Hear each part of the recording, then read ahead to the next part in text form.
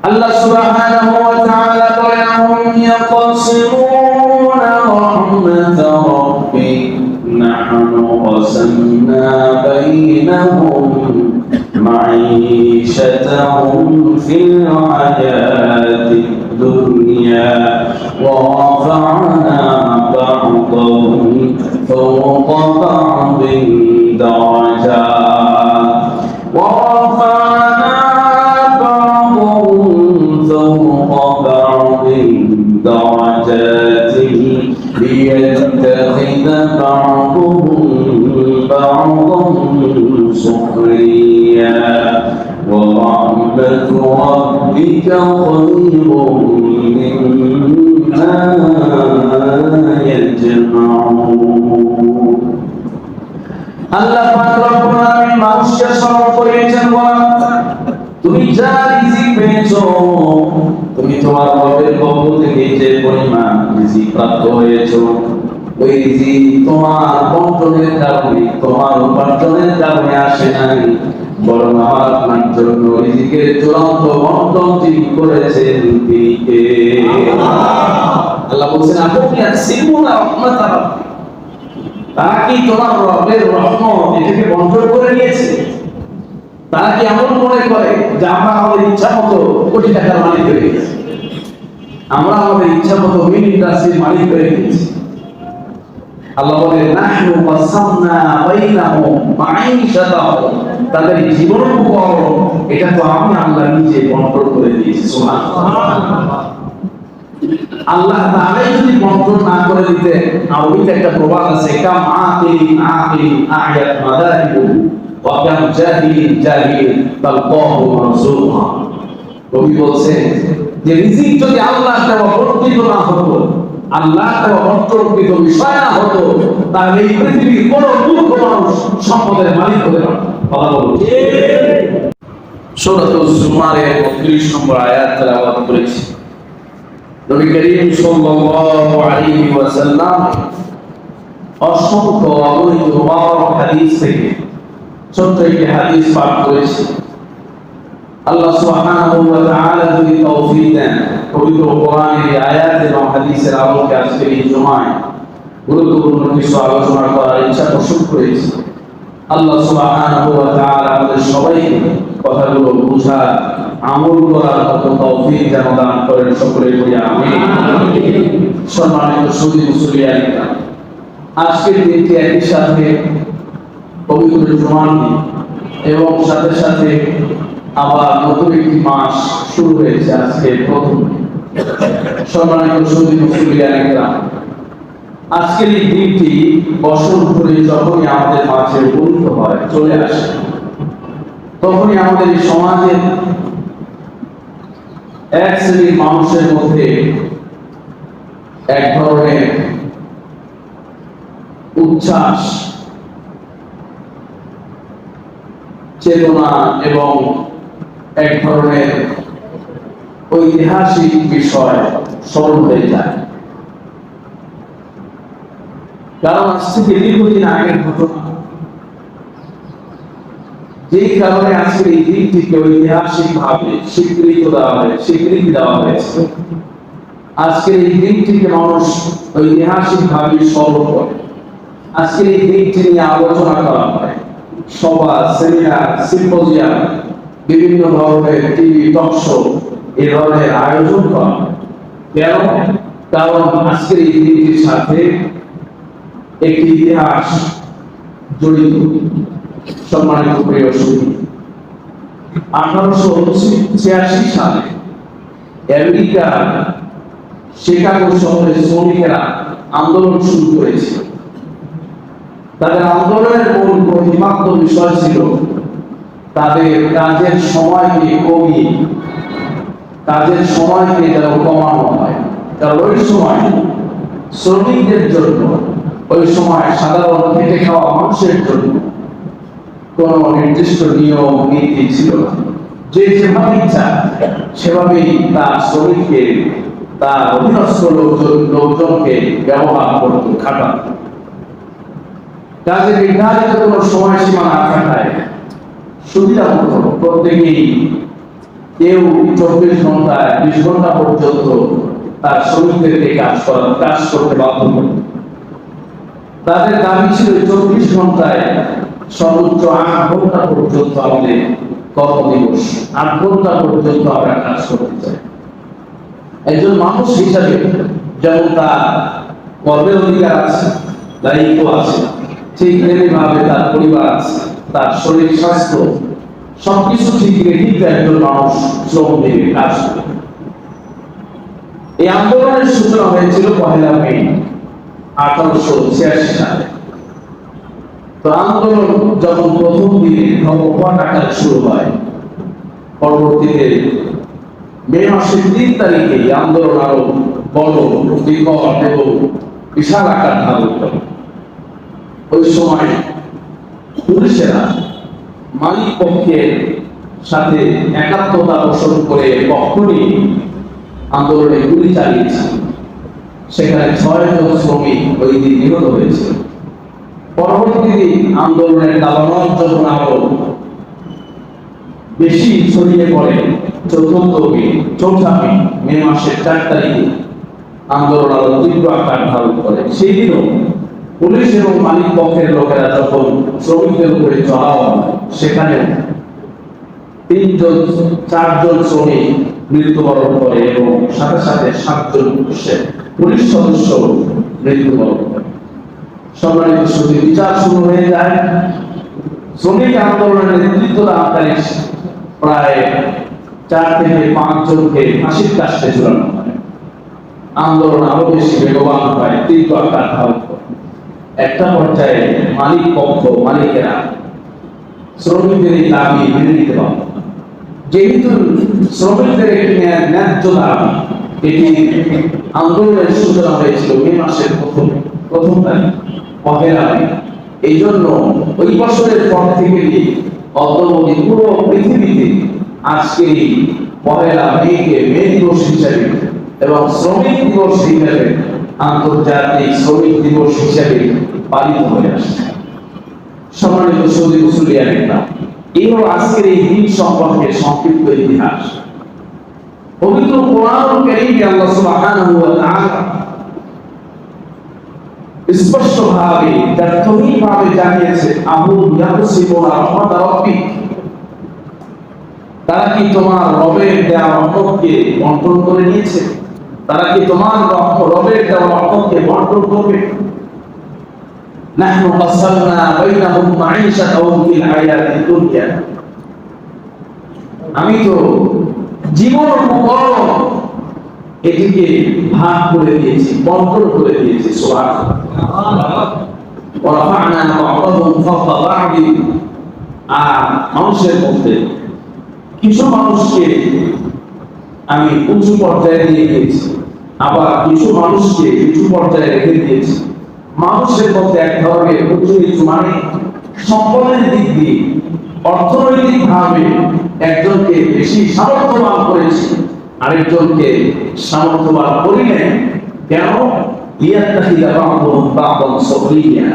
যেন একজন আরেকজনকে সহযোগী হিসাবে, একজন আরেকজনকে তার শ্রমিক হিসাবে গ্রহণ করতে পারে। সুবহানাল্লাহ।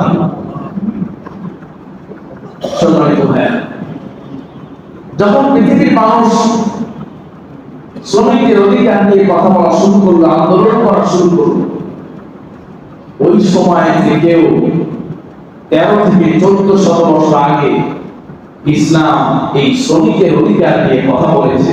কোরআনে আল্লাহ পাক রব্বুল আলামিন শ্রমিকের অধিকার নিশ্চিত করেছেন এবং শ্রমিকের উপরে দেয়ার দায়িত্ব আদায় করতে উৎসাহিত করেছেন এবং শ্রমিকের উপরে যেন জুলুম না করা হয়, অন্যায় যেন না করা হয়, এই ব্যাপারে মালিকদেরকে সতর্ক করেছেন। সুবহানাল্লাহ। আল্লাহ সুবহানাহু ওয়া তাআলা বলেন, হুম ইয়াকসিমুনা রাহমাত রাব্বিক নাহনু কাসামনা বাইনাহুম মাঈশাতাহুম ফিল হায়াতিদ দুনিয়া ওয়া রাফা'না বা'দাহুম ফাওকা বা'দিন দারাজাত ওয়া রাফা'না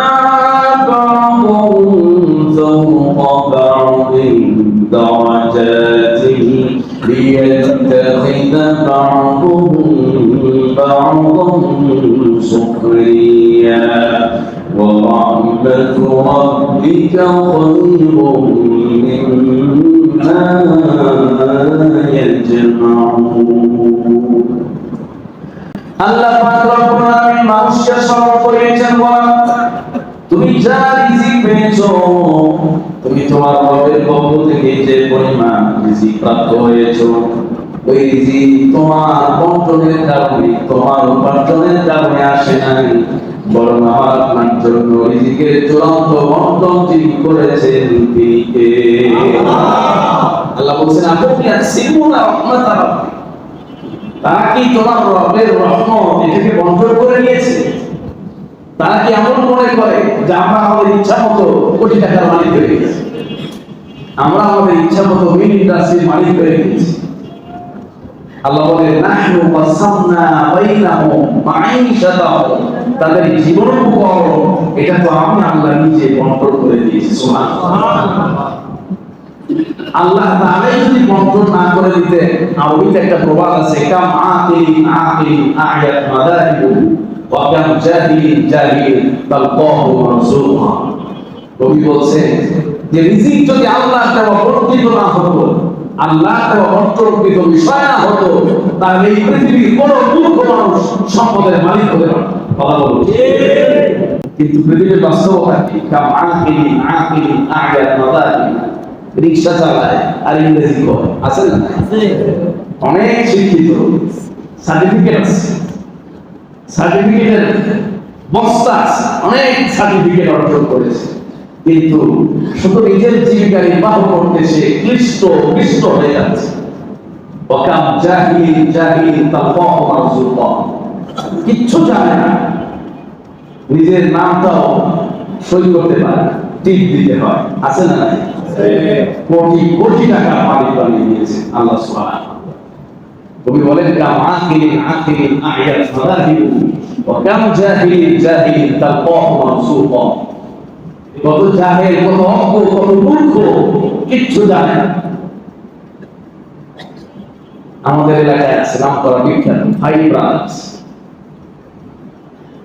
5 ভাই শেষে 2-1 ভাই মনে হয় নাম সই করা যায় বাকিরা ওইভাবে শিক্ষিত কোটি টাকা সম্মানিত ভাই নাম বলে পরিচয়টা আমরা অনেকেই চিনি পুরো বাংলাদেশে তাদের ব্যবসা বাণিজ্য অভাব সব কিছু আছে তাহলে আল্লাহ তাআলা বলছেন যাহুম ইয়াসিমুনা রাহমাত রাব্বি তারা কি তোমার রবের রহমতকে বন্টন করে নিয়েছে মানে তারাই শুধু অর্থের মালিক হবে তাদের বলেই তারা মালিক হয়েছে বিষয়টা এমন নয় নাহনু কাসামনা বাইনাহুম মাঈশাতাহুম ফিল হায়াতিদ দুনিয়া আমি আল্লাহ এই দুনিয়ার জীবনে কি রিজিক হবে কার কি পরিমাণ রিজিক হবে এটা আমি আল্লাহ বন্টন করে দিয়েছি ভাগ করে দিয়েছি আর আমি আল্লাহ নিজে ওয়ারাফা'না বা'দাহুম ফাওকা বা'দ কাউকে কম দিয়েছি কাউকে বেশি দিয়েছি কারণ কম আর বেশি যদি না দিত তাহলে ব্যালেন্স হতো না ভারসাম্য রক্ষা হতো না সবাই যদি বাসার মালিক হতো ভাগ থাকতো কি কথা বলেন সবাই যদি মিল ইন্ডাস্ট্রির মালিক হতো তাহলে ওয়ার্কার হতো কাজ করতো এই জন্য আল্লাহ সুবহানাহু ওয়া তাআলা বলছেন এটা আমি আল্লাহ বন্টন করে দিয়েছি আমি আল্লাহ রিজিক এইভাবে বন্টন করে দিয়েছি লিয়াত্তাখিযা বা'দুহু বা'দান সুখরিয়া ওয়া রাহমাতু রাব্বিকা খায়রুম মিম্মা ইয়াজমাউন আর তুমি তা কিছু উপার্জন করছো এই সব কিছুর চাইতে তোমার রবের রহমত হলো শ্রেষ্ঠ আওয়াজ করে বলেন সুবহানাল্লাহ সব কিছু আছে আল্লাহর রহমত নাই কিন্তু কিছুই নাই আল্লাহর রহমত আছে শ্রেষ্ঠ কোনটা আল্লাহর রহমত আল্লাহ নিজের ঘোষণা আল্লাহ নিজের বলা সম্মানিত ভাইরা আল্লাহ সুবহানাহু ওয়া তাআলা পুরো পৃথিবীর সমস্ত মাখলুককে রিজিক দেওয়ার দায়িত্ব নিয়েছে পবিত্র কোরআনে আল্লাহ জানিয়েছেন ওমা মিন দাব্বাতিন ফিল আরদি ইল্লা আলাল্লাহি রিজকুহা এই জলের স্থলে যত প্রাণী আছে সব প্রাণীর রিজিকের দায়িত্ব একমাত্র আল্লাহ সুবহানাহু ওয়া তাআলা আবার বলছেন কি ওয়া আলাল মুস্তাকররা ওয়া মুস্তাওদাআ এরা কে কোথায় থাকে এই সব কিছু খবর যিনি রাখেন তিনি কে? রিজিক পৌঁছাতে হলে মানুষের ঠিকানা জানতে হবে। আপনি একজনের কাছে ত্রাণ নিয়ে যাবেন, সে কোথায় থাকে না জানলে কোথায় যাবে? আল্লাহ বলছেন রিজিকের দায়িত্ব আমি নিয়েছি, ওয়া ইয়ালামু মুস্তাকররাহা ওয়া মুস্তাওদাআহা, কে কোথায় থাকে, কার কোথায় বসবাস, বাসস্থান, অবস্থান, এই সম্পর্কে আমি আল্লাহ জানি। সমুদ্রের একটা বড় প্রাণী, সবচেয়ে বড় প্রাণী যাকে বলা হয় নীলতি, একটা নীলতির তিনি সমুদ্রে একদিনে 3 থেকে 4 টন খাদ্য গ্রহণ করে। আওয়াজ করে বলুন সুবহানাল্লাহ। 3 থেকে 4 টন খাদ্য লাগে তার একদিনে, 24 ঘন্টা। তাহলে এরকম কত প্রাণী আছে, কত জীব জন্তু আল্লাহ পাক পানির নিচে সৃষ্টি করেছে। কথা বলো ঠিক কি? এই সব কিছু রিজিক পৌঁছায় কে? আল্লাহ। আল্লাহ বলেছেন ওমা মিন দাব্বাতিন ফিল আরদি ইল্লা আলাল্লাহি রিজকুহা, সমস্ত প্রাণীগুলোর রিজিকের দায়িত্ব, রিজিকের জিম্মাদারি আমি আল্লাহ নিয়ে রেখেছি। আল্লাহ সুবহানাহু ওয়া তাআলা মানুষকে চাইলে বিনা শ্রমে, বিনা পরিশ্রমে প্রত্যেকের ঘরে ঘরে রিজিক পৌঁছে দিতে পারতেন। কথা বলো ঠিক? বুঝে বুঝুন কেমনে? আল্লাহ তাআলা 1 বছর 2 বছর নয়, ওই ইসরাইলকে একভাবে লাগাতার 40 বছর পর্যন্ত আসমানি খাদ্য সরবরাহ করেছে। সুবহানাল্লাহ। হযরত মুসা আলাইহিস সালাতু ওয়াস সালামের উপর জিহাদের আয়াত ফরজ, জিহাদ আয়াত নাযিল হলো। যে এক জালিমের বিরুদ্ধে জিহাদ, বনি ইসরাইলকে বললেন যে জিহাদ করতে হবে। আল্লাহ পাকের আদেশ, বনি ইসরাইল বলল যে আপনি আর আপনার মালিক গিয়ে যুদ্ধ করেন, আমরা যুদ্ধ করব। আল্লাহ পাক তাদেরকে শাস্তি দিলেন, ইয়াতিহুনা ফিল আরদ, জমিনে এরা শুধু ঘুরে ফিরে চলে যাবে বাড়িতে। এজন্য সকালে রওনা দেয়, সন্ধ্যা পর্যন্ত হাঁটে, সন্ধ্যার পরে দেখে যে জায়গায় রওনা দিয়েছিলাম ওই জায়গায় আবার চলে আসে। সুবহানাল্লাহ। 1 মাইল 2 মাইল 2-4 কদম আগে এগিয়ে যেতে পারে না, সামনের দিকে অগ্রসর হতে পারে। আল্লাহ সুবহানাহু ওয়া তাআলা ওই ময়দানে তিনি লাগাতার 40 বছর মান্না এবং সালওয়া, মান্না হলো আসমানি খাদ্য। অনেকেই বলছেন এটা শিশির, যেমন শীতের দিন সকালে শিশির পড়ে, দুর্বা ঘাসের উপরে শিশির পড়লে ফোটা ফোটা পান, এরকম সকালবেলায় মাঠে গেলে এই ঘাসের মাথার উপরে এক ধরনের খাবার থাকতো, এগুলো তারা আহরণ করে নিয়ে এসে খেতে পারত। অনেকেই বলছেন এটা গাছের থেকে আসছে, মধু যেমন মৌমাছি গাছে এভাবে মৌমাছি ওখানে আপনার দল পাঠায়, সেখানে চাক করে, এরপরে সেখান থেকে আমরা মধু আহরণ করি, ঠিক মধু। সালোয়া হলো পাখি, এক ধরনের পাখি, চড়ুই, ছোট পাখি, যে পাখিগুলো তাদের কাছে চলে আসে খাবার হিসাবে, তারা ইচ্ছা মতো খেতে পারে। সম্মানিত ভাইরা, এইভাবে আল্লাহ সুবহানাহু ওয়া তাআলা বনি ইসরাইলকে লাগাতার 40 বছর খাবার দিয়েছে। দাউদ আলাইহিস সালাতু ওয়াস সালাম, হযরত ঈসা আলাইহিস সালাতু ওয়াস সালামের জাতি বলল যে আপনি যদি আল্লাহর পয়গম্বর হন, নবী হন, তাহলে আমরা কোনো কাজ করতে চাই না, তো অটোমেটিক রিজিকের ব্যবস্থা করে আমাদেরকে দেখান, আমরা আপনার প্রতি ঈমান নিয়ে আসব। সুবহানাল্লাহ। হযরত দাউদ আলাইহিস সালাম মালিককে জানিয়ে দিলেন, মালিক এরা তো আপনার কাছে অটোমেটিক রিজিক চায়, কোনো পরিশ্রম ছাড়া রিজিক চায়। আল্লাহ সুবহানাহু ওয়া তাআলা জান্নাত থেকে একটা বড় খামচা ভর্তি রিজিক পাঠিয়ে দিলেন, খাবার পাঠিয়ে দিলেন। আবার এমন খাবার, যে খাবারের মেনুতে একদম ভুনা করা, ভাজা সুন্দর মাছের ব্যবস্থা ছিল। সুবহানাল্লাহ। মাছ ভাজতে আগুন লাগে, কড়াই লাগে, তেল লাগে, সব ব্যবস্থা আসমান থেকে করে রেডি পাঠিয়ে দিয়েছে। সুবহানাল্লাহ। প্রিয় মুসলমান ভাইরা আমার, এভাবে আল্লাহ সুবহানাহু ওয়া তাআলার নিজাম, তিনি চাইলেন মানুষকে শ্রম বিনিয়োগ করা ছাড়াই, কোনো পরিশ্রম করা ছাড়াই ঘরে ঘরে খাবার পৌঁছে দিতে পারতেন। কিন্তু এই যে অনায়াসলব্ধ খাবার এবং রিজিক, কষ্ট ছাড়া রিজিক এবং খাবারের প্রতি মানুষ গুরুত্ব দিবে না, কষ্ট ছাড়া রিজিক এবং খাবারের প্রতি মানুষ যথেষ্ট যত্নবান হতে পারবে না। এই জন্য আল্লাহ সুবহানাহু ওয়া তাআলা জান্নাতের একটা চরম বাস্তব ঘটনাকে আল্লাহ পাক ঘটাইলেন। আদম আলাইহিস সালাতু ওয়াস সালামকে জান্নাতে রাখলেন। রাখার পরে আল্লাহ পাক রব্বুল আলামিন আদম আলাইহিস সালাতু ওয়াস সালামকে বললেন এবং তার স্ত্রী আমাদের হাওয়া আলাইহিস সালাতু ওয়াস সালামকে বললেন, "কুলনা ইয়া আদম উসকুন আনতা ওয়া যাওজুকাল জান্নাহ ওয়া কুলা মিনহা রাগাদান হাইথু শি'তুমা।" আল্লাহ বলেন, "কুলনা ইয়া আদম উসকুন আনতা ওয়া যাওজুকা।" হে আদম, তুমি আর তোমার স্ত্রী এখানে থাকো। وَكُلَا مِنْهَا رَغَدًا حَيْثُ شِئْتُمَا, আর এই জান্নাত থেকে যা চাও তাই খেতে থাকো। وَلَا تَقْرَبَا هَذِهِ الشَّجَرَةَ, শুধু একটাই নিষিদ্ধ বস্তু, সেটি হলো ওই যে একটা গাছ দেখা যায়, ওই গাছের কাছে আছে যাবে না, কোনো সময় যাবে না।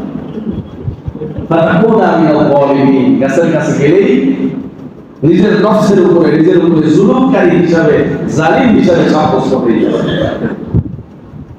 আল্লাহ পাক রব্বুল আলামিন বলেন, فَأَزَلَّهُمَا الشَّيْطَانُ عَنْهُمَا فَأَخْرَجَهُمَا مِمَّا كَانَا فِيهِ وَقُلْنَا اهْبِطُوا بَعْضُكُمْ لِبَعْضٍ عَدُوٌّ।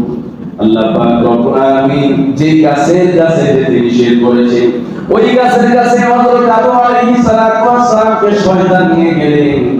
আল্লাহ পাক রব্বুল আলামিনের নিজাম ওই যে নিষিদ্ধ বস্তু গ্রহণ করার কারণে জান্নাত থেকে বের করে দিলেন।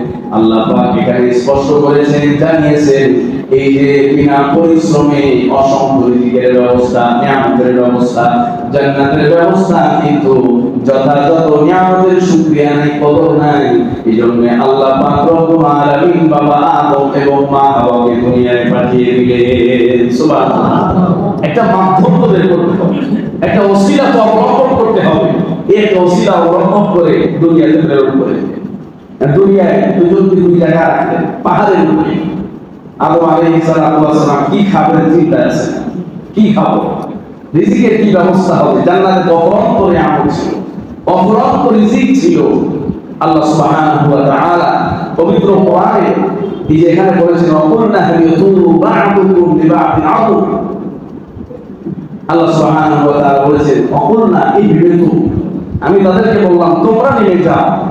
এই কথাটা না বললে তোমরা নেমে যাও, কিন্তু আসলে জান্নাতে ছিলেন কয়জন?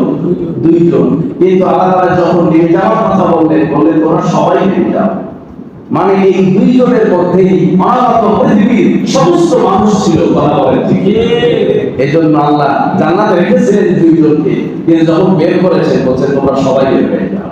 মানে যদি তারা দুজন সেখান থেকে বের না হতেন, তাহলে আজকে হয়তো আমরা এই বিশাল এক জনসংখ্যা জান্নাতে থেকে যেতাম। কথা বলুন ঠিক?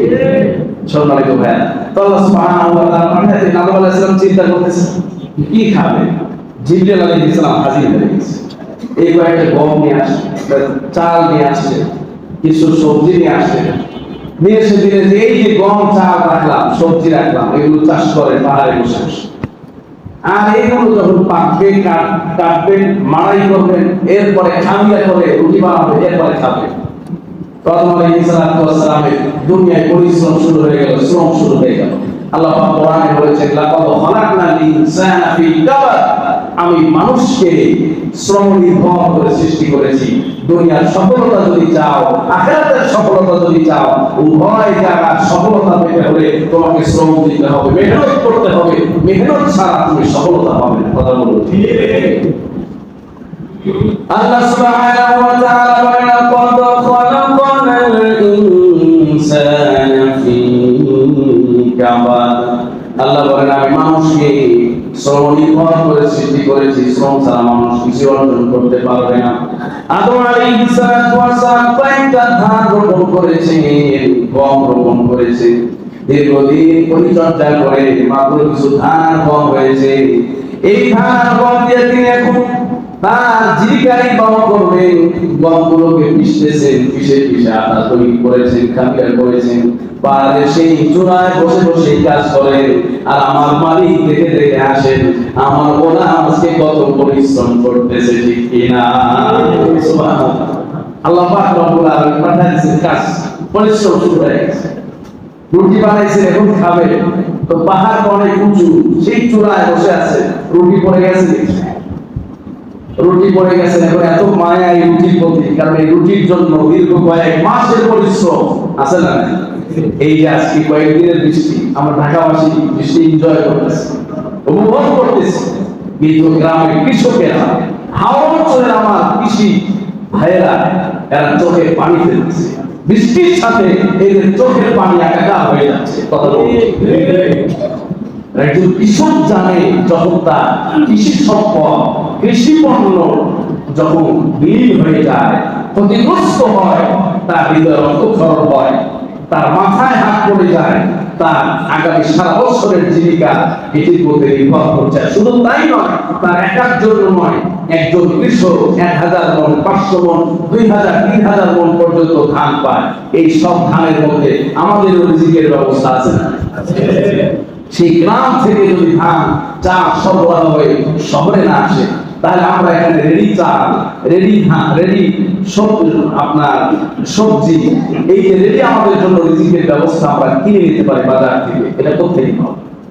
সম্মানিত ভাইরা, হযরত আদম আলাইহিস সালাতু ওয়াস সালাম সেই এক রুটির প্রতি কত মহব্বত, পাহাড় থেকে নিচে নেমে গেছে, নিচে নেমে আবার সেই রুটি নিচে নেমে সেটাকে নিয়ে আবার পাহাড়ের উপরে উঠছে। এরপর খেতে বসেছে, জিবরিল আলাইহিস সালাতু ওয়াস সালাম আসলেন।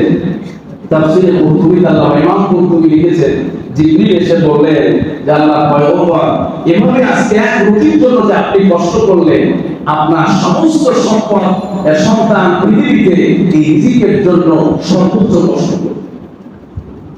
আসলে তাই, মানুষ রিজিকের জন্য সর্বোচ্চ কষ্ট করে। কথা বলুন ঠিক আছে? আল্লাহ সুবহানাহু ওয়া তাআলা হযরত আদম আলাইহিস সালাতু ওয়াস সালাম কিভাবে বিনা শ্রমিক রিজিকের ব্যবস্থা করেন নাই, অথচ আম্বিয়ায়ে কেরাম, নবীগণ এই পৃথিবীতে সবচাইতে দামি মানুষ, এই পৃথিবীর সবচাইতে শ্রেষ্ঠ মানুষ, এই পৃথিবীর সবচাইতে সেরা মানুষ, উত্তম মানুষ, এই পৃথিবীর সবচাইতে দামি, যাদের কারণে আল্লাহ পাক রব্বুল আলামিন দুনিয়াটাকে এত সুন্দর করেছেন, কিন্তু তাদেরকেও মুফত বিনামূল্যে রিজিক সরবরাহ আল্লাহ পাক নিজেই করেন না। সুবহানাল্লাহ। বিনামূল্যে তাদের কাছে রিজিক সরবরাহ করেন। রিজিকের জন্য সবাইকে পরিশ্রম করতে হবে, মেহনত করতে হবে। এই ধারাবাহিকতা থেকে স্বয়ং নবীগণ মুক্ত ছিলেন। এই জন্য সব নবীদের জিন্দেগি আপনি তালাশ করবেন, সর্বশেষ নবী, আখেরি নবী, আমাদের প্রিয় নবীজিও রিজিকের জন্য সবচেয়ে ছোট কাজ যেটা আমরা মনে করি, সেই কাজ, রাখালির কাজ পর্যন্ত নবীজি করেছেন। কথা বলুন ঠিক? হযরত আদম আলাইহিস সালাতু ওয়াস সালাম থেকে নবী কারীম সাল্লাল্লাহু আলাইহি ওয়াসাল্লাম পর্যন্ত সব আম্বিয়ায়ে কেরাম, দেখুন এই পৃথিবীতে যত শিল্প আছে, যত কাজ আছে, সব শিল্পই করুণা করে নবীর মাধ্যমে আল্লাহ পাক আসমান থেকে আবিষ্কার করেছেন। এই পৃথিবীর মানুষের জ্ঞান ছিল না কিভাবে সবজি চাষ করবে, কিভাবে ধান ফলাবে, কিভাবে ফসল ফলাবে, গম ফলাবে। আল্লাহ পাক স্বয়ং আদম আলাইহিস সালাতু ওয়াস সালামের মাধ্যমে এই পৃথিবীর কৃষকদের জন্য চাষের ব্যবস্থা আবিষ্কার করলেন। আবার আদম আলাইহিস সালাতু ওয়াস সালাম চাকা বিশিষ্ট গাড়ি নির্মাণ করলেন। ওই গাড়িতে করে ধান এক জায়গা থেকে আরেক জায়গায় নিতেন, পণ্যগুলো এক জায়গা থেকে আরেক জায়গায় সরবরাহ করতেন। আজকের যত গাড়ি আবিষ্কার, আজকের যত দামি দামি গাড়ির আবিষ্কার, এর পেছনে হযরত আদম আলাইহিস সালাতু ওয়াস সালামের মাধ্যমে আল্লাহ দেওয়া সেই প্রথম আবিষ্কারই হলো আবিষ্কার। সুবহানাল্লাহ। হযরত আদম আলাইহিস সালাতু ওয়াস সালামের পর নূহ আলাইহিস সালাতু ওয়াস সালাম, যাকে আদমের সানি বলা, তাকে আল্লাহ পাক রব্বুল আলামিন এই কঠিন পরিশ্রম করে জীবকে নির্বাহ করতে হয়েছে। হযরত নূহ আলাইহিস সালাতু ওয়াস সালাম নৌকা বানানো, এই যে জলযান তৈরি করা, এটা আবিষ্কার করেছে হযরত নূহ আলাইহিস সালাতু ওয়াস সালাম স্বয়ং আল্লাহ পাক রব্বুল আলামিনের তত্ত্বাবধানে। হযরত ইব্রাহিম আলাইহিস সালাতু ওয়াস সালাম যে বিল্ডিং নির্মাণ করা, ঘর নির্মাণ করা, এটিকে আবিষ্কার করেছে আল্লাহ পাক রব্বুল আলামিনের তত্ত্বাবধানে। হযরত ইদ্রিস আলাইহিস সালাতু ওয়াস সালাম টেইলারিং এর কাজ করতেন, জামা সেলাই করা, জামা কেটে পাঞ্জাবি বানানো। হযরত দাউদ আলাইহিস সালাতু ওয়াস সালাম অস্ত্র বানানো, লৌহ বানানো, এগুলোর কাজ করেছেন। এভাবে সব আম্বিয়ায়ে কেরাম নিজেদের হাতের কাজ দিয়ে হস্তশিল্প দিয়ে উপার্জন করে, হালাল ভাবে উপার্জন করে নিজের জীবিকা নির্বাহ করেছেন। সমস্ত আম্বিয়া কেরামকে আল্লাহ পাক রব্বুল আলামিন এই সিলসিলায় রিজিকের ব্যবস্থা করে দিয়েছিলেন। সুবহানাল্লাহ। হযরত দাউদ আলাইহিস সালাতু ওয়াস সালাম যেমন ভাবে তিনি একজন নবী ছিলেন, ঠিক তেমনি ভাবে আবার তিনি একজন রাষ্ট্র পরিচালক ছিলেন। দাউদ আলাইহিস সালাতু ওয়াস সালামের বাবা সুলাইমান পয়গম্বর যেমন নবী ছিলেন, আল্লাহ সুবহানাহু ওয়া তাআলার পয়গম্বর যেমন নবুয়তের দায়িত্ব আদায়ের পাশাপাশি দেশ পরিচালনা, রাজ্য পরিচালনার দায়িত্ব পালন করতেন। প্রথম পর্যায়ে তিনি যখন রাষ্ট্রের দায়িত্ব ভার গ্রহণ করেছেন, গ্রহণ করার পরে মাঝে মাঝে তিনি বাজারে ছদ্মবেশে চলে যেতেন। বাজারে ছদ্মবেশে যাওয়ার পরে জিজ্ঞেস করতেন, তোমাদের আমি দাউদ সম্পর্কে তোমাদের কি মন্তব্য? দাউদকে তোমাদের কেমন লাগে? আজকে এই রাজ্যটা কেমন চলছে? এ সম্পর্কে তোমাদের মতামতটা কি? যে কেউ তাকে চিনতেন না, এই কারণে সকলেই মুক্ত মনে মতামত প্রকাশ করত। মুক্ত মনে মতামত প্রকাশ করত। দাউদ আলাইহিস সালাতু ওয়াস সালাম অনেক ভালো, তার সময়কালে দেশটা অনেক ভালো চলছে। হযরত দাউদ আলাইহিস সালাতু ওয়াস সালাম মনে মনে আল্লাহ পাক রব্বুল আলামিনের শুকরিয়া আদায় করলেন, মালিক আপনার দেওয়া রিসালাতের দায়িত্ব, নবুয়তের দায়িত্বের পাশাপাশি আপনার দেওয়া যে দেশ পরিচালনার যে জিম্মাদারি আর দায়িত্ব আমি আদায় করছি। হযরত দাউদ আলাইহিস সালাতু ওয়াস সালাম রাষ্ট্রীয় কোষাগার থেকে খাবার গ্রহণ করতেন, পরিবারের খরচ গ্রহণ করতেন। এটা এখনো পর্যন্ত ইসলামে জায়েজ আছে, রাষ্ট্রীয় নীতিতেও জায়েজ আছে। কেউ যদি তার জীবনের পুরো সময়টা রাষ্ট্রীয় কাজে ব্যয় করে, অবশ্যই রাষ্ট্রের পক্ষ থেকে তার জন্য রিজিকের ব্যবস্থা থাকবে, তার পরিবারের জন্য ব্যবস্থা থাকবে। হযরত দাউদ আলাইহিস সালাতু ওয়াস সালাম যেহেতু গ্রহণ করছেন, কিন্তু আল্লাহ পাক রব্বুল আলামিন চেয়েছেন যে না, আমার যত পয়গম্বর আছে তারা কোনো সময় নিজের হাত দিয়ে উপার্জন করা ছাড়া তারা কখনো করবে না। হযরত দাউদ আলাইহিস সালাতু ওয়াস সালাম একদিন বাজারে গেলেন, যাওয়ার পরে জোড়া কিন্তু তাকে জিজ্ঞেস করলেন, দাউদের আমলে তোমরা কেমন আছো? তোমাদের এই দেশটাকে কেমন পরিচালনা করছেন? ব্যক্তি হিসাবে কেমন, আবার বাদশা হিসাবে কেমন? ওই ব্যক্তিটি বলতেছে, দাউদ আলাইহিস সালাতু ওয়াস সালাম আমাদের এলাকার জন্য সবচেয়ে ভালো একজন আমির। কিন্তু আমার কাছে মনে হয় তিনি যদি তার পরিবার এবং তার জন্য খরচের জন্য রাষ্ট্রীয় কোষাগার থেকে কোনো ভাতা না নিয়ে নিজে কোনো কর্ম করে খেতেন, তাহলে মনে হয় দাউদের জন্য আরো বেশি ভালো হতো। সুবহানাল্লাহ। দাউদ আলাইহিস সালাতু ওয়াস সালাম বিষয়টা ভাবলেন যে আসলেই তো তাই, আমি তো এখনো সক্ষম আছি, আমার হাতে এখনো শক্তি আছে, সামর্থ্য আছে। আমি কিছু সময় যদি জীবিকা উপার্জনের জন্য ব্যয় করে নিজের হাতে উপার্জন করা অর্থ দিয়ে যদি আমি আমার পরিবার পরিজন, আমার নিজের জীবিকা যদি নির্বাহ করি, তাহলে এটা আমার জন্য সবচেয়ে শ্রেষ্ঠ হবে। আল্লাহ পাককে বলেন, আল্লাহ তাআলা আমি কি করতে পারি? আল্লাহ সুবহানাহু ওয়া তাআলা বলেন, এই সময়ে লৌহ কর্মের চাহিদা সবচেয়ে বেশি। আমি আল্লাহ তোমাকে ওয়ালানা লাহুল হাদিদ আনি আমাল সাবিকাত মুকাদ্দির বিসাবি ওয়া আমাল সালিহা, আল্লাহ বললেন যে আমি লোহাকে তোমার হাতে মোমের মতো নরম বানিয়ে দিলাম, লোহা দিয়ে তুমি লৌহ কর্ম বানাবে আর বাজারে নিয়ে বিক্রি করবে, সেই টাকা দিয়ে যে জীবিকা নির্বাহ করবে। সুবহানাল্লাহ। কোনো মেশিন লাগতো না, কোনো যন্ত্র লাগতো না, লোহা দিয়ে নিজে একদম মাটি দিয়ে কুমাররা যেমন পাতিল বানায়, কলস বানায়, আমাদের ব্যবহারের যে তৈজসপত্রগুলো বানায়, হযরত দাউদ আলাইহিস সালাম ঠিক লোহাটাকে মাটির মতো, বিগলিত মাটি, একদম নরম মাটির মতো লোহাকে ব্যবহার করে তিনি আসবাবপত্র তৈরি করতেন, বিশেষ করে লৌহ তৈরি। সম্মানিত ভাইরা, নবী করিম সাল্লাল্লাহু আলাইহি ওয়াসাল্লাম হযরত হালিমাতুস সাদিয়ার ঘরে যখন তিনি দুধ পান করার জন্য গেলেন, হালিমাতুস সাদিয়া রাদিয়াল্লাহু তাআলা আনহা এবং সাদ গোত্র থেকে এসেছেন দুগ্ধপুষ্ট বাচ্চা নেওয়ার জন্য মক্কায়।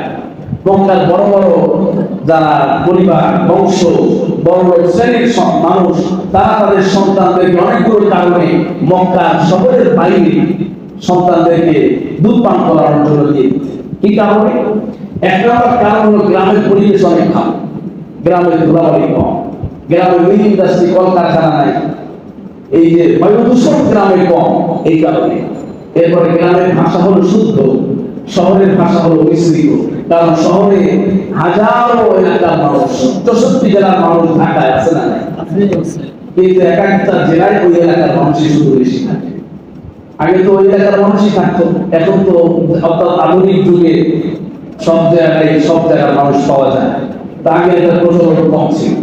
তো দেখা গেছে গ্রামের ভাষা শুদ্ধ, তার শুদ্ধ ভাষা শেখা এটা একটা পরিবারের জন্য গুরুত্বপূর্ণ বিষয় মনে হয়। শরীর স্বাস্থ্য ভালো থাকা, আবহাওয়া ভালো থাকা, এটা বাচ্চাদের জন্য, সুস্থতার জন্য খুব জরুরি। আবার সাথে সাথে গ্রামের মহিলারা বাচ্চাদের প্রতি খুব যত্নশীল হবে। ওই পরিবেশে থাকলে, গ্রামের পরিবেশে থাকলে বাচ্চা হৃষ্টপুষ্ট হবে, শক্তিশালী হবে। এই বিভিন্ন কারণে বাচ্চাদেরকে দুধ পান করানোর জন্য মক্কার বাইরে বানাইত।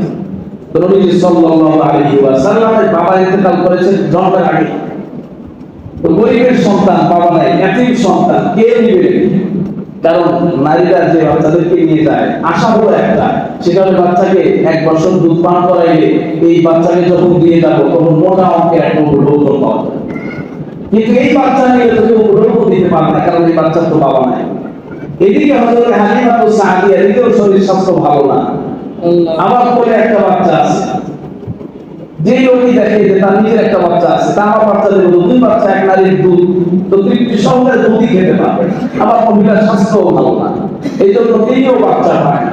সন্তান হয়ে গেছে ঘুরতে ঘুরতে বিভিন্ন জায়গায়, তো দেখলেন যে একটা বাচ্চা আছে, যে বাচ্চার বাবা নাই, তিনি হলেন নবীজি সাল্লাল্লাহু আলাইহি ওয়াসাল্লাম। হযরত হালিমা সাদিয়া গেলেন নেওয়ার জন্য। সেই বাচ্চা নিয়ে গেলে তো বেশি উপলব্ধ পাওয়া যাবে না, আমার কোনো দরকার নাই, যেহেতু আমি এসেছি তাই খালি হাতে যেতে চাচ্ছি না, একটা বাচ্চা হলেও নিয়ে যায়, আমিও তো দুর্বল। নবীজি সাল্লাল্লাহু আলাইহি ওয়াসাল্লামকে নিয়ে হযরত হালিমা সাদিয়া রওনা করলেন। হালিমা সাদিয়া রাদিয়াল্লাহু তাআলা নিজেও দুর্বল ছিলেন, যে উটনি নিয়ে এসেছিলেন সেটিও দুর্বল ছিল। হযরত হালিমা সাদিয়া নবীকে নিয়ে রওনা দিলেন, প্রতিমধ্যেই যেই উটনি সবচেয়ে দুর্বল, আসার সময় সিরিয়ালে সবার পেছনে ছিল, যাওয়ার সময় সিরিয়ালে সবার আগে চলে গেছে। সুবহানাল্লাহ। হযরত হালিমা সাদিয়া অবাক হয়ে গেছে। রাস্তায় এক জায়গায় মনজিল করেছে, মানে এক জায়গায় রাত্রি অবস্থান করেছে। একটা ছাগল ছিল তাদের সাথে, ছাগল হেঁটলা শুকনা ছাগল, ওখানে কোনো দুধ ছিল না। রাত্রিবেলায় নবীজি একটু কান্না ভাব বাচ্চা, তার নিজের সন্তানও ক্ষুধা লাগছে, নিজের স্তনে দুধ নাই। বকরির দিকে তাকাইলেন যে বকরি দহন করা যায় কিনা, ওলানে হাত দিয়ে দেখলেন যেই বকরির ওলান ছিলই না, সেই বকরির ওলান এখন দুধে পরিপূর্ণ হয়ে গেছে। সুবহানাল্লাহ। হালিমা সাদিয়া ঘরে নবীজি সাল্লাল্লাহু আলাইহি সাল্লাম চলে গেলেন।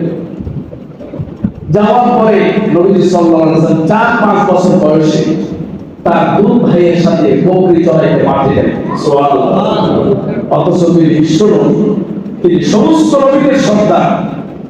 আল্লাহ সুবহানাহু ওয়া তাআলা তাকে কষ্ট সহিষ্ণু করে বড় করেছে, তাকে মেহনতি হয়ে বড় করেছে, তাকে শ্রম দিয়ে মেহনত করে এই পৃথিবীতে প্রতিষ্ঠিত করেছে। সরকারি চামচ মুখে দিয়া আমার নবীজিকে আল্লাহ পাক বড় করেন। কথা বলছি, আমাদের মধ্যে একটু টাকা পয়সা হয়ে গেলে এমন প্রবণতা আছে, ছেলের বয়স 20 বছর হয়ে গেছে, এরপর রাস্তার কুকুর থেকে ভয় পায়। কথা বলে ঠিক, যে 20 বছরের কুকুর থেকে ভয় পায়, ও কি করবে সংসারে, ও কি করবে দেশের জন্য, ও কি করবে আপনার জন্য? কথা বলে ঠিক। আমার নবী 4 বছর 5 বছর বয়সে মাঠে দিয়া রাখালি করতেন। আমার নবী তার চাচার সাথে 10-12 বছর বয়সে ব্যবসায়ী সফরে সামনে চলে গেছে।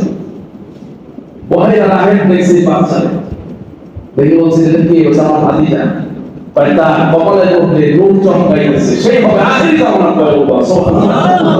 একে তাড়াতাড়ি রিটার্ন করো মক্কা, সামনে আর নেওয়া যাবে না, কারণ সামনে নিয়ে গেলে ইহুদিরা একে চিনতে পারবে, চিনলে হত্যা করবে।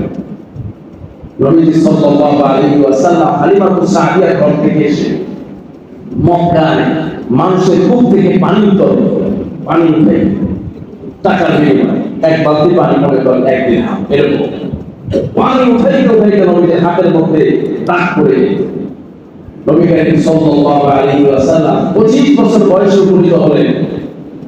সমাজের দায়িত্ব, পরিবারের দায়িত্ব, কোন দিন নবীজি এই কথা চিন্তা করেন নাই যে আমার চাচারা তো সবাই বড় লোক, আমার চাচারা তো সবাই প্রতিষ্ঠিত মক্কার লিডার, তাদের উপরে বসে আমি খাবো, এই চিন্তা আমার রাসূল কোনদিন করেন না। 25 বছর বয়স হয়েছে, আম্মা জান খাদিজাতুল কুবরা মক্কার বড় ধনাঢ্য একজন ব্যবসায়ী না, তিনি একজন তার সহযোগী খুঁজতেছে, তার ম্যানেজার খুঁজতেছে, যে মানুষটাকে দায়িত্ব দিয়ে তিনি তার এত বড় ব্যবসা, ওই সময় আরবের বাইরে তার ব্যবসা, সামনে সিরিয়ায় আরবে বিভিন্ন জায়গায় তার ব্যবসা চলতেছে, তাহলে বুঝে হযরত খাদিজাতুল কুবরা কত বড় ব্যবসায়ী ছিল। আওয়াজ করে বলে সুবহানাল্লাহ। হযরত খাদিজা একজন ম্যানেজার খুঁজতেছে, আমার নবীজির কথা মক্কার মধ্যে প্রসিদ্ধ হয়ে গেছে, কি চাও? কুরাইশ বংশের একজন যুবক আছে, সবচাইতে বড় আমানতদার, সবচাইতে বড় বিশ্বস্ত। ওই যুবককে 1 টাকা যদি তার কাছে কেউ রাখে, কোন সময় আমানতে খেয়ানত হয় না। একটা বস্তু যদি তার কাছে রাখা হয়, কোন সময় আমানতে খেয়ানত হয় না। আমরা খাদিজাতুল কুবরা আমার রাসূলকে ডাকলেন, ডাকার পরে বলে, আমার এত বড় বিশাল এই ব্যবসা প্রতিষ্ঠান, এই ব্যবসা আপনার দেখাশোনা করতে হবে। নবীজি আমার বললেন, বিনিময়ে আমি কি পাবো? হযরতে আম্মা জান খাদিজাতুল কুবরা বললেন, বিনিময়ে আপনাকে আমার লভ্যাংশের একটা নির্ধারিত পরিমাণ সমস্ত ব্যবসায়ী পণ্যের মধ্য থেকে আপনাকে দেওয়া হবে। সুবহানাল্লাহ। নবীজি তার ব্যবসায় শ্রম বিনিয়োগ করলেন, শ্রমের বিনিময়ে নবীজি সেখান থেকে অর্থ আর্ন করবেন, টাকা ইনকাম করবেন। নবীজি সাল্লাল্লাহু আলাইহি ওয়াসাল্লাম প্রথম যেই মালামাল দিয়ে সিরিয়ায় চলে গেলেন, সেখানে গিয়ে নবীজি সাল্লাল্লাহু আলাইহি ওয়াসাল্লামের সাথে আমাদের খাদিজাতুল কুবরা এক গোলাম পাঠাইলেন, তার নাম হলো মাইসা। মাইসা গোলাম নবীজির সাথে গেছে, নবীজির যেন কোনো কষ্ট না, তার কি প্রয়োজন কখন, এই জন্য ম্যানেজারের সাথে আরেকজন সেবক পাঠিয়ে দিয়েছে। সুবহানাল্লাহ। আমাদের খাদিজাতুল কুবরা নবীজিকে বহুত আগেই চিনতে পেরেছে। নবীজি সাল্লাল্লাহু আলাইহি সাল্লাম যখন ব্যবসার সফরে, ওই সময় নবীজি সেখানে গিয়া মক্কা থেকে যে মালামাল নিয়েছে সেগুলো বিক্রি করে দিয়ে সেখানে এক দফায় লাভ করলেন। আবার কি মালের চাহিদা, কি বস্তুর চাহিদা মক্কায় আছে, সেই চাহিদা সম্পন্ন মালামাল সেখান থেকে আবার গাড়ি লোড করে আবার মক্কায় ফিরলেন। আমাদের খাদিজাতুল কুবরা চিন্তা করে, খুব মেধাবী লোক, শুধু বিক্রি করে টাকা দিয়ে চলে আসে না, বরং আবার যে সমস্ত বস্তু সামগ্রীর চাহিদা মক্কায় বেশি, ওইখানে পাওয়া যায়, মক্কায় পাওয়া যায় না, সেগুলো আবার কিনে নিয়ে এসেছে। এক চালানে নবীজি 2 ব্যবসা করেছে। সুবহানাল্লাহ। নবীজি সাল্লাল্লাহু আলাইহি সাল্লামের প্রতি তার গুরুত্ব আরো বেড়ে গেল। মাইসারা এসে যখন আমাদের খাদিজার সাথে গল্প করতেছে, মাইসারা বলতেছে যে এই যুবক এর কিছু আশ্চর্য ঘটনা আমি ওই জায়গায় মানে সফরের অবস্থায় দেখেছি। আমাদের খাদিজা বলছে, কি দেখছো তুমি? মাইসারা বলতেছে, যে এই মানুষটা যখন হাঁটতে থাকে আর যদি রোদ থাকে, তাহলে আমি দেখি 2 জন কেমন যেন বিশাল মানুষের মতো এসে তার মাথার উপর দিয়ে ছায়া দেয়, একটু রোদ তার গায়ে আগে। আওয়াজ করে বলে সুবহানাল্লাহ। ওই সফরে আরেকজন এর সাথে দেখা হয়, রাহিবের সাথে দেখা হয়, তার নাম ছিল মাসতুলা। নবীজি সাল্লাল্লাহু আলাইহি ওয়াসাল্লামকে দেখে সেই মাইসারাকে বলতেছে যে এ কিন্তু সাধারণ কোনো মানুষ নয়, অল্প কিছুদিন পরে মক্কা সবচাইতে মানে এর ভাগ্য প্রসন্ন হবে, এর ওনার ভাগ্য প্রসন্ন হবে, তিনি নবী হবে, তিনি আখিরে জামানার পয়গম্বর হবে। এই ভবিষ্যৎবাণী ওই সময় গোলামের কাছে, মাইসারার কাছে নাসুরা নামক রাহেব করে দিয়েছিল। এটিও যখন হযরত খাদিজাতুল কুবরা শুনলেন, হযরত খাদিজাতুল কুবরা রাদিয়াল্লাহু তাআলা আনহা চিন্তা করলেন, এই যুবককে হাতছাড়া করা যাবে না। সুবহানাল্লাহ। হযরত খাদিজাতুল কুবরা কিছুদিন পরে বিয়ের প্রস্তাব পাঠালেন চাচা, তখন নবী সাল্লাল্লাহু আলাইহি ওয়াসাল্লামের বিয়ে হয়ে গেল। সম্মানিত ভাইরা, নবী করিম সাল্লাল্লাহু আলাইহি ওয়াসাল্লাম নিজে শ্রম বিনিয়োগ করে, নিজের হাতে উপার্জন করে জিলগালি বাহ করেছে। তিনি যদি চাইতেন, আল্লাহ পাক ওয়াফাত করেছিলেন, উহুদ পাহাড়টাকে স্বর্গ বানায় দিবেন, এরপরে আমার রাসূল সেটা গ্রহণ করেন না। সুবহানাল্লাহ। নবী বলেছেন, ওহিব্বু আন আকুনা আবদান শাকুরা, আমি তো পছন্দ করি আমি একজন কৃতজ্ঞ বান্দা হব। ওহিব্বু আন আকুনা আবদান সাবিরা, আমি তো পছন্দ করি আমি একজন ধৈর্যশীল বান্দা হব। আমি এক বেলা যখন খেতে পারবো শুকরিয়া আদায় করবো, আরেক বেলা যখন আমি খেতে পারবো না তখন আমি ধৈর্য ধারণ করবো, কারণ শুকরিয়া আদায়কারী বান্দাকে আল্লাহ পছন্দ করেন, ধৈর্যশীল বান্দাকে আল্লাহ পছন্দ করেন। সুবহানাল্লাহ। প্রিয় মুসলমান ভাইরা, নবী করিম সাল্লাল্লাহু আলাইহি ওয়াসাল্লাম এভাবে শ্রম বিনিয়োগ করে জীবিকা নির্বাহ করেছেন। শুধু তাই নয়, নবীজি তার জবান থেকে বলেছেন, আল কাসিবু হাবিবুল্লাহ, যারা নিজের হাতে উপার্জন করে জীবিকা নির্বাহ করে এরা যেন কোনো মানুষ নয়, এরা সবাই হলো আল্লাহ পাকের বন্ধু। সুবহানাল্লাহ। ইন্না মিন আতিয়াবি মা কালা রাজুল বিকাসবিহি ওয়া ওয়ালাদুহু বিকাসবিহি। নবীজি বলেছেন, মানুষ যা ভক্ষণ করে, যা খায়, যা গ্রহণ করে, তার মধ্যে শ্রেষ্ঠ হলো মানুষের হাতে উপার্জিত খাদ্য, এবং যা তার সন্তান যেটা উপার্জন করে নিয়ে আসে সেটাও বাবার জন্য, মায়ের জন্য শ্রেষ্ঠ আহার। সুবহানাল্লাহ। সম্মানিত ভাই, তো যে কথাটি আমরা বলছিলাম যে ইসলামে সবসময় শ্রম নির্ভর এবং হাতে উপার্জন করে, কষ্ট করে, পরিশ্রম করে জীবিকা নির্বাহ করাকে উৎসাহিত করা হয়েছে, ইবাদত করা হয়েছে, ফরজ দায়িত্ব বলা হয়েছে। সুবহানাল্লাহ। তাওয়াক্কুল অনেক আছে, বলে তাওয়াক্কুল করে। তাওয়াক্কুল মানে আল্লাহর উপর ভরসা। আল্লাহর উপরে ভরসা আমার নবীজিও করেছে, নাকি নবীজি তাওয়াক্কুল করেন না? নবীজিও তাওয়াক্কুল করেছে। তাওয়াক্কুলের অর্থ এই নয় যে ব্যবসা বাণিজ্য, দোকান পাট, চাকরি বাকরি সব বাদ দিয়া শুধু আল্লাহর উপরে তাওয়াক্কুল। এটা তাওয়াক্কুলের উপর জুলুম। কথা বলে ঠিক? অনেক লোকজন আছে বেশি দিনদারি, বেশি পরহেজগারি, অনেক বুজুর্গ কোনো কাজ করে আল্লাহর উপরে তাওয়াক্কুল করেছে। আমার নবীজি আল্লাহর উপরে তাওয়াক্কুল করেছে, কিন্তু আমার ওই দিকে কূপ থেকে পানি উত্তোলন করেছে, আল্লাহর উপরে তাওয়াক্কুল করেছে। আমার অন্যের ব্যবসায় শ্রম দিয়েছে, আল্লাহর উপরে তাওয়াক্কুল করেছে। আমার গরু চড়িয়েছে, বকরি চড়িয়েছে। তাওয়াক্কুলের অর্থ এই নয় যে সব কাজ কর্ম ছেড়ে দিয়া এরপরে খালি শুধু আল্লাহর দিকে তাকায়। এটা তাওয়াক্কুল নয়। সম্মানিত ভাই, তাওয়াক্কুল মানে হলো আপনার সাথে যতটুকু আছে সেটাকে 100 ভাগ পূর্ণ করে এরপরে আপনি অবশ্যই আল্লাহর উপরে ভরসা রাখবেন। কারণ চূড়ান্ত সফলতা আর চূড়ান্ত কামিয়াবিটা একমাত্র কে দিবে? আল্লাহ। সম্মানিত ভাই, নবী করিম সাল্লাল্লাহু আলাইহি ওয়াসাল্লাম সহ সমস্ত আম্বিয়া কিরাম এভাবে নিজেদের শ্রম বিনিয়োগ করে তারা জীবিকা নির্বাহ করেছে। এই জন্য শ্রম বিনিয়োগ করা, কাজ করা, এটা ইসলামের কোনো কাজই নিন্দনীয় নয়, কোনো কাজই ছোট নয়, কোনো কাজই বড় নয়। বড় ছোট বলে বলতে বলে কোনো কাজ নাই। পেশায় ছোট পেশা, বড় পেশা বলতে কোনো পেশা নাই। হালাল সমস্ত পেশায় আল্লাহর কাছে সম্মানজনক। হালাল সমস্ত পেশায় আল্লাহর কাছে সম্মানজনক। হালাল সমস্ত পেশায় উপার্জিত অর্থ আল্লাহর কাছে সম্মানজনক এবং আল্লাহর কাছে গ্রহণযোগ্য। হারাম সমস্ত কাজ আল্লাহর কাছে নিন্দনীয় এবং আল্লাহর কাছে বড় অপরাধ। হালাল পেশা যদি সেটা রিকশা চালানো হয় আল্লাহর কাছে প্রিয়। হালাল পেশা যদি সেটা ঠেলাগাড়ি চালানো হয় সেটা আল্লাহর কাছে প্রিয়। হালাল পেশা এটা যদি রাস্তা ঝাড়ু দেওয়া হয় সেটাও আল্লাহর কাছে প্রিয়। হালাল পেশা সেটা যদি সুলতানি করা হয় আল্লাহর কাছে প্রিয়। হালাল পেশা এটা যদি ময়লার গাড়ি টানা হয় সেটাও আল্লাহর কাছে প্রিয়। হালাল যত পেশা আছে, যত উপার্জন আছে, সবকিছু আল্লাহর কাছে প্রিয়। কথা বলুন ঠিক? আজকে ইউরোপিয়ানরা, ইহুদি খ্রিস্টানরা পেশা ভেদে মানুষের মূল্যকে ভেদাভেদ করা হচ্ছে, মূল্যের দিকটা ভেদাভেদ করা হচ্ছে। পেশার কোনো ভেদাভেদ নাই। হারাম সমস্ত পেশায় আল্লাহর কাছে সমান, আল্লাহর কাছে মর্যাদা। আর হারাম সমস্ত পেশা আল্লাহর কাছে ঘৃণিত, মানুষের কাছে ঘৃণিত। কথা বলে ঠিক? হারাম সমস্ত পেশা, এই যে চুরি করা, এটা যদি গ্রামের বাজারে চুরি করে এটাও নিন্দনীয়, আল্লাহর কাছে অপরাধ। শহরের বাজারে করলেও নিন্দনীয়, অপরাধ। এটা যদি মন্ত্রণালয়ে বসে করে এটা অপরাধ, নিন্দনীয়। এটা যদি সচিবালয়ে বসে করে এটা অপরাধ, এটা নিন্দনীয়। পার্লামেন্টে বসেও যদি চুরি করে এটা অপরাধ এবং এটা আল্লাহর কাছে নিন্দনীয়। কথা বলছি।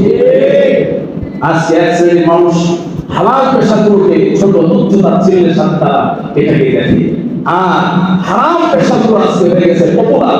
হারাম পেশাগুলো আজকে হয়ে গেছে মানুষের কাছে সমাদৃত, মানুষের কাছে গ্রহণীয়।